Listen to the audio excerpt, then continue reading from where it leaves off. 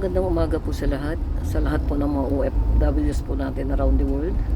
Papunta po tayo, on the way po tayo ng Luwu Correctional. Dadalawin po natin yung dalawang inmates. Babalitaan ko kayo mamaya, update ko po kayo. Mamaya po pagkagaling po natin doon sa loob. Meron po tayong dalawang inmates na dadalawin, isa pong pang umaga at saka isa pong pang hapon. Yung pang umaga po ay wala pa pong date of release.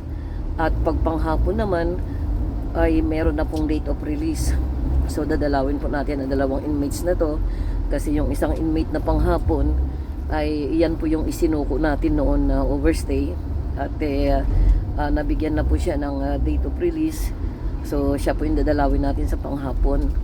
Yun namang isang inmate naman sa umaga ay siya po ay napasama po doon sa money laundering. So mamaya po natin i-update paglabas ko po ng correctional mamaya. Pasensya na, hindi talaga ako makapag-live dahil po na-deactivate na po yung ko, ay hindi pala na-deactivate, na mass report yung aking page. Yung mga sutil na tao na sana masaya na kayo kasi dito sana nalalaman ng mga OFWs natin ang mga update sa mga OFWs natin ng Hong Kong, pero mas ginusto nyo talagang mag-mass report. Hindi ko alam kung ano yung iniisip ninyo at hindi naman talaga pinagkakakitaan yung page ko, pero minas report nyo ito. So maraming salamat sa lahat ng mga OFWs natin around the world.